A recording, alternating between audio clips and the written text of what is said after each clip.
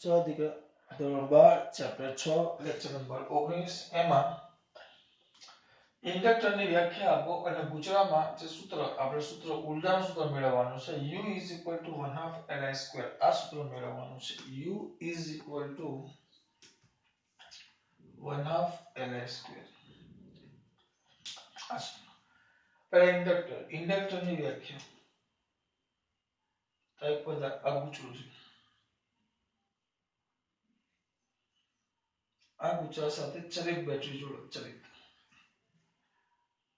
એની સાથે ચલિત બેટરી જોડો કઈ બેટરી જોડો ચલિત આ શું છે ગુચું એની સાથે કઈ બેટરી જોડો ચલિત આ શું છે ગુચું એની સાથે કઈ બેટરી જોડો ચલિત આ શું છે ગુચું એની સાથે કઈ બેટરી જોડો ચલિત તો ચલો ચલિત બેટરી જોડો તો શું થશે ચલિત બેટરી તો અહીંયા થાય તો આમાં એપ્સિલોન માં ફરક પડે એપ્સિલોન બદલાય ચુંબક બધું બદલાશે બધામાં બદલાય ને લખીશ તો પ્રવાહ I બદલાય તો ચુંબકીય ક્ષેત્ર B બદલાય કારણ કે ગુચું આવે તો ગુચ્છા માટે ચુંબકીય ક્ષેત્ર મુન્ની B બદલાય જો એપ્સિલોન બદલાય તો I બદલાય તો B બદલાય એના પરથી ફ્લક્સ phi = B cos θ તો ફ્લક્સ બદલાય તો એપ્સિલોન બદલાય ફ્લક્સ બદલાય તો આની અંદર ફ્લક્સ બદલાય એટલે એમાં આની અંદર આનો EMF બદલાય છે જેને કારણે આની અંદર ફ્લક્સ બદલાય અને એની અંદર ફ્લક્સ બદલાય એટલે આની અંદર EMF પ્રેરિત થાય IMF તો હતું પણ આની સાથે કારણ કે આ પોતે ચુંબક તરીકે વર્તે અને પોતાની આસપાસ ચુંબકીય ક્ષેત્ર રેખા આમ ઉત્પન્ન કરે કઈ ક્ષેત્ર રેખાઓ ચુંબકીય ક્ષેત્ર રેખાઓ શું કરે ઉત્પન્ન કરે તો એ ચુંબકીય ક્ષેત્ર રેખાઓ ઉત્પન્ન કરે તો આની સાથે શું બદલાય ફ્લક્સ એટલે જો આની અંદર EMF ઉત્પન્ન થાય તો જે આવું EMF ઉત્પન્ન ધરાવતો હોય ને એને જો તો એને કહેવાય આત્મપ્રેરિત પોતાના જ EMF ને પોતાની સાથે સંકળાયેલા ચુંબકીય ફ્લક્સ સાથે જ એમાં પ્રેરિત EMF ઉત્પન્ન થાય પોતાના લીધે પોતાનામાં આના પછી આવે અન્યને કારણે અન્ય પોતે છોડે અને પોતે સુગંધ લે એને કહેવાય આત્મ અન્યને પોતે કરંટ બીજાને અસર ભોગવવી પડે ક્લાસમાં તમે ભણતા હોય ત્યારે આવું જોયું હશે તો આ તો પરિપથનો જે ઘટક આત્મપ્રેરકત્વનો ગુણધર્મ ધરાવે તેને ઇન્ડક્ટર કહે છે પરિપથનો જે ઘટક આત્મપ્રેરકત્વ કયો બેટા આત્મપ્રેરકત્વ એટલે આ કે બેટરીનું EMF બદલાય તો પ્રવાહ બદલાય તો ચુંબકીય ક્ષેત્ર બદલાય તો ફ્લક્સ બદલાય તો ગુજરાતમાં EMF પ્રેરિત થાય એને આત્મપ્રેરકત્વનો ગુણધર્મ ધરાવે તેને શું કહેવાશે ઇન્ડક્ટર આ તમે કાલ ચલાવ્યું અને નિશાનને આ રીતે ગુચર સ્વરૂપે છે જ્યાંથી પ્રવાહ દાખલ થાય તે ધન લેવો અને જ્યાંથી પ્રવાહ બહાર આવે ત્યાં ઋણ લેવો આ જે EMF છે આ EMF હવે લેન્ઝનો નિયમ શું કે આ EMF આની અંદર EMF ઉત્પન્ન થયો હવે આ રીતે ઉત્પન્ન થયેલો EMF આપણે ભણી ગયા EMF શું કરે એ EMF જેને લીધે EMF ઉત્પન્ન થયો લેન્ઝનો નિયમ જેને લીધે પ્રેરિત EMF ઉત્પન્ન થાય તેનો જ વિરોધ કરતું ચુંબકીય ક્ષેત્ર ઉત્પન્ન તેવી દિશામાં પ્રેરિત EMF ઉત્પન્ન થાય ટૂંકમાં જેને લીધે EMF ઉત્પન્ન તેનો વિરોધ કરે તો આ EMF આજે ફ્લક્સમાં ફેરફાર થવાનો વિરોધ કરે ફ્લક્સનો વિરોધ કરે ચુંબકીય ક્ષેત્રનો વિરોધ કરે ટૂંકમાં પ્રવાહનો વિરોધ કરે આ બેટરીમાંથી જે પ્રવાહમાં ફેરફાર થાય છે ને એનો વિરોધ કરે જો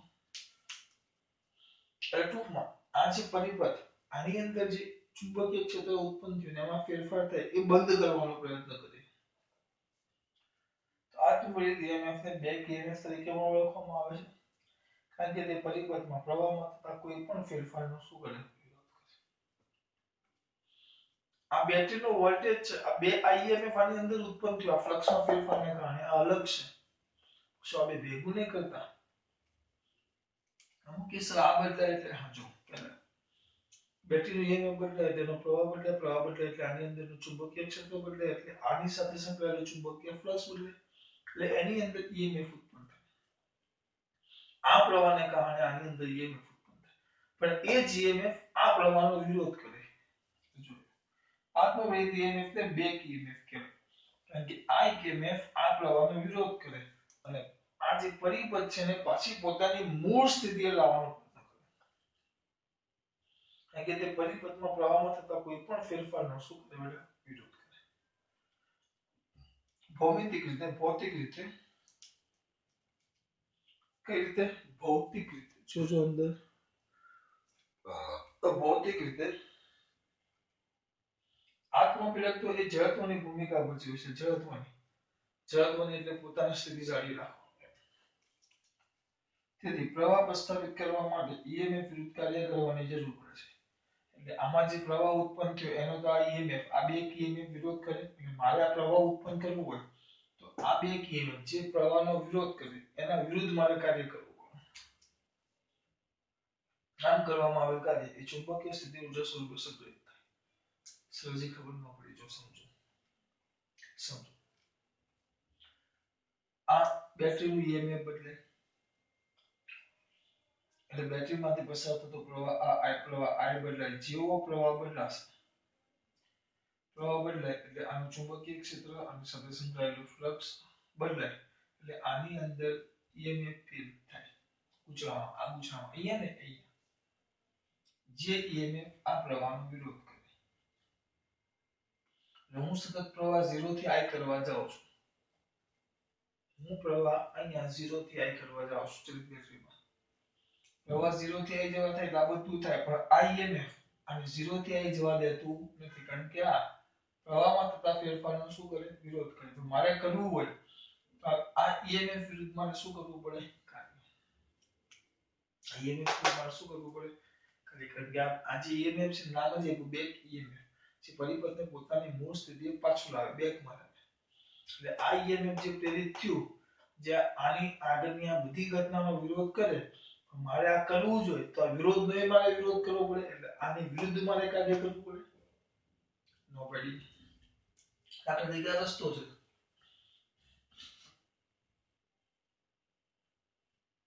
ઘર્ષણ વાળો મારે પદાર્થને આમ આગળ લઈ જવો હોય તો ઘર્ષણ વાળો રસ્તો છે. મારે પદાર્થને આગળ લઈ જવો હોય તો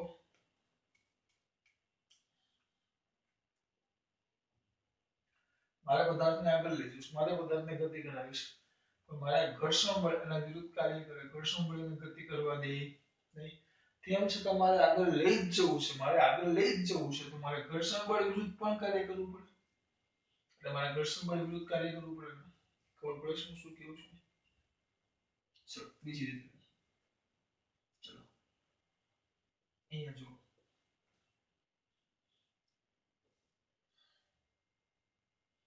આ એક બ્લોક છે એમ નો.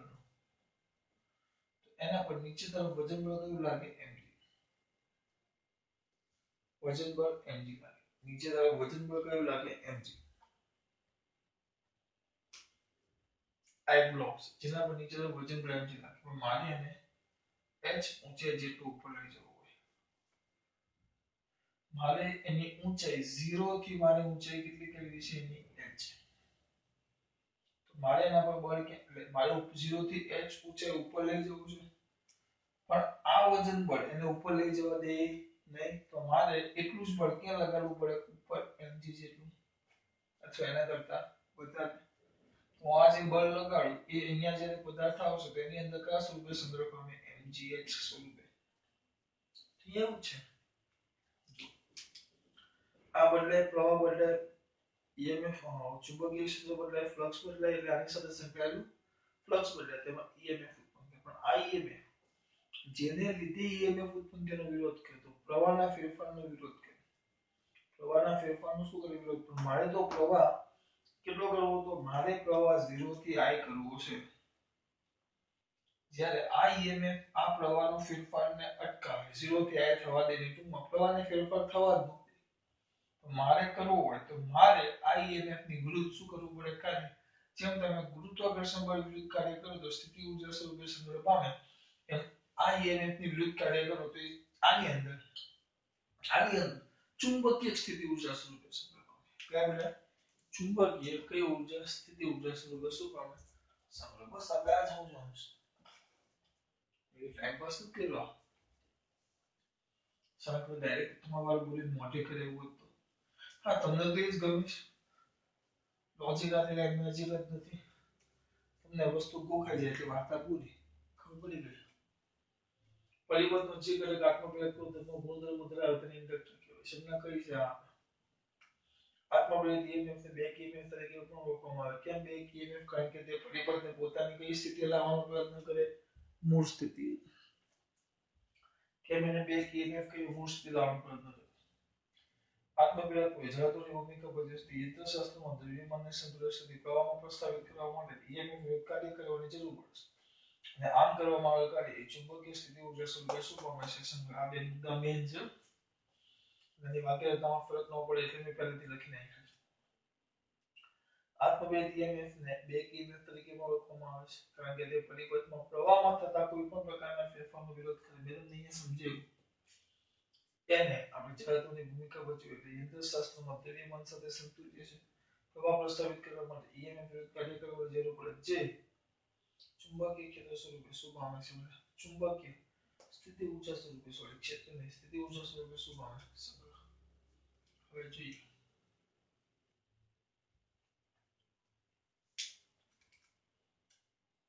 બરાબર. ચુંબકીય સ્થિતિ ઊર્જા સ્વરૂપે શું પામે છે બેટા? સંગ્રહ. હવે આપણે થોડુંક આગળ જઈએ. ધારો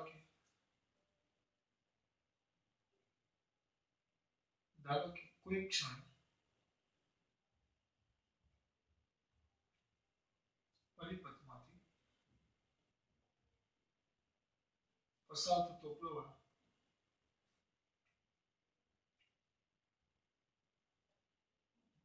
I અને તેમાં થતો ફેરફાર DI છે. તો ડેલ્ટા છે. પરિપથમાંથી પસાર થતો પ્રવાહ I અને તેમાં થતો ફેરફાર કેટલો છે? DI છે.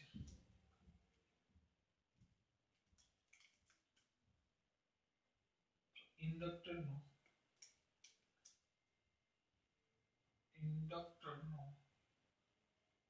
Power P is equal to epsilon I.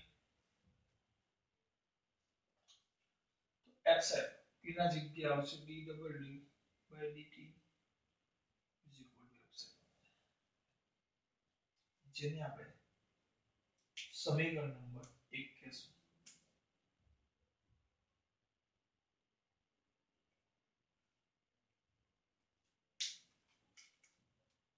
સમીકરણ નંબર કયું કહેશું? 1 વળી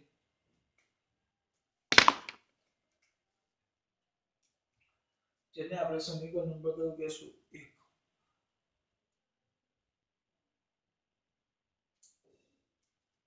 હવે જો અવરોધની કે આ ગુચરું છે. ખરેખર ગુચરું એટલે વાહકતાનું ગુચરું હોય. આપણે એમાં અવરોધ ધ્યાનમાં લેતા નથી.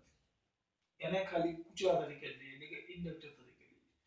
ખરેખર કોઈ પણ તમે વાહકતાનું ગુચરું આમ બનાવો તો આ ગુચરામાંથી વિદ્યુત પ્રવાહ પસાર થાય એટલે એની ગતિ અટકે. એટલે આ ગુચરું અવરોધ પણ કહેવાય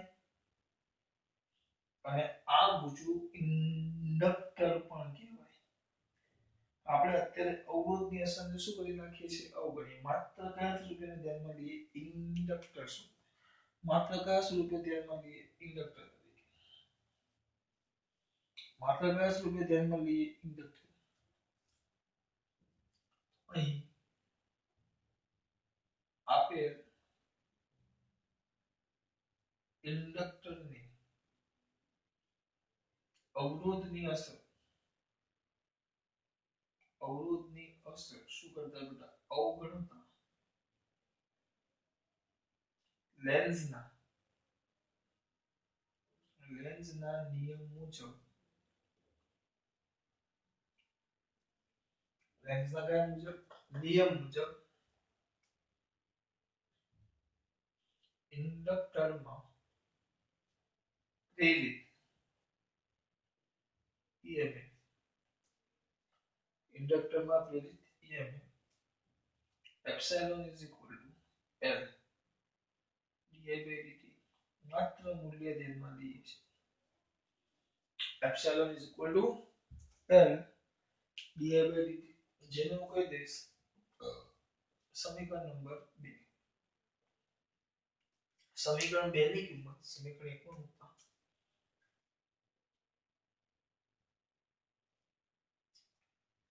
સમીકરણ 2 ની કિંમત સમીકરણ 1 માં મૂકતા શું થાય? 2 ની કિંમત 1 માં મૂકો તો પહેલા dw by dt is equal to L di by dt into I. d by આના છેદમાં dt બે બાજુ ઉડી જાય, વ્યવસ્થિત લખીએ માટે dw is equal to L I di, જેને આપણે કહી દઈશું સમીકરણ નંબર 3.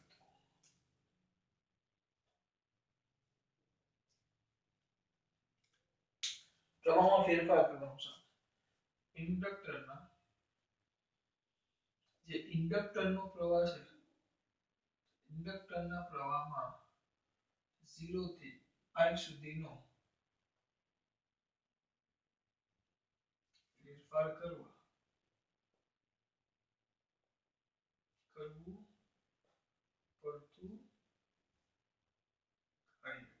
કાર્ય W is equal to integration dw, કાર્ય W is equal to integration dw. Therefore W is equal to integration 0 થી L, 0 થી I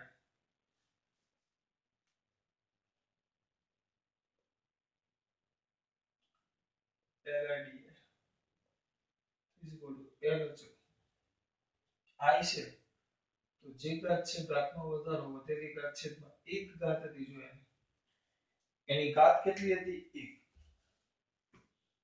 એની ઘાત કેટલી હતી? 1.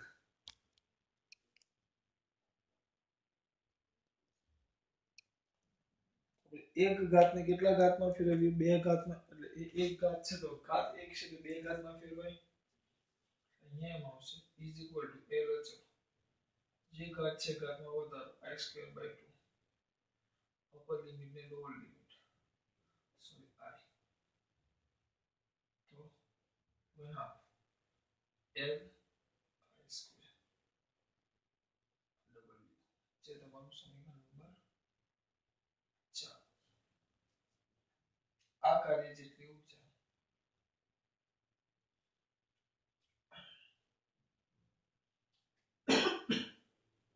ઇન્ડક્ટરમાં સ્થિતિ કઈ ચુંબકીય સ્થિતિ ઊર્જા સ્વરૂપે સંગ્રહવામાં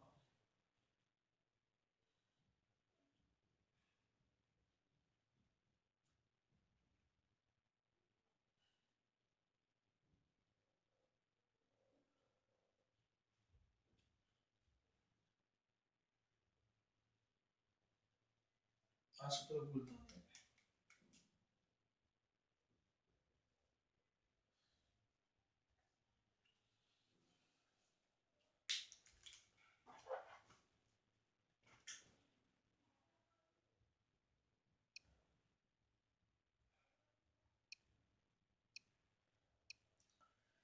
જો પહેલાથી લખ્યું છે એટલે ધ્યાન આપી લખું બરાબર. વ્યાખ્યા તો પરિપથના પહેલાની વ્યાખ્યા આપી છે. વ્યાખ્યા શું આપી છે? પરિપથના જે ઘટક આત્મપીડત્વનો ગુણધર્મ, આત્મપીડત્વ એટલે એના પ્રવાહમાં ફેરફાર થાય તો એની સાથે સંકળાયેલા બીમાં ફેરફાર થાય, બીમાં ફેરફાર થાય, ફ્લક્સમાં ફેરફાર થાય, ફ્લક્સમાં ફેરફાર થાય તો અહીંયા આકૃતિ સમજાવેલી એના અંદર ઈએમએફ ઉત્પન્ન થાય. એ ગુણધર્મ ધરાવે ઇન્ડક્ટર કહેવાય. સંજ્ઞા આવી છે એલ વડે દર્શાવે.